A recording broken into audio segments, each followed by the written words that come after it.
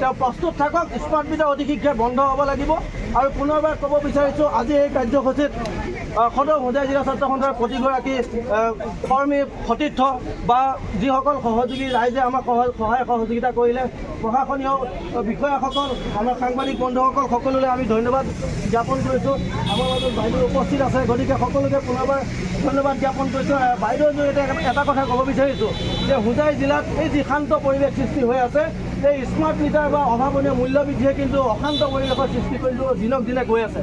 গতিকে বাইদেউৰ জৰিয়তে এই বাৰ্তা যাব লাগে যে হোজাই জিলা ছাত্ৰ সন্থাই এই বৃহৎ প্ৰতিবাদী কাৰ্যসূচীৰ যি বাৰ্তা প্ৰেৰণ কৰিব বিচাৰিছোঁ, সেই বাৰ্তা আপোনালোকৰ জৰিয়তে যাতে মুখ্যমন্ত্ৰী মহোদয়ে ধ্যানত পৰে, দৃষ্টিগোচৰ হয়, তাৰ ব্যৱস্থা গ্ৰহণ কৰিবৰ বাবে দাবী জনাইছোঁ।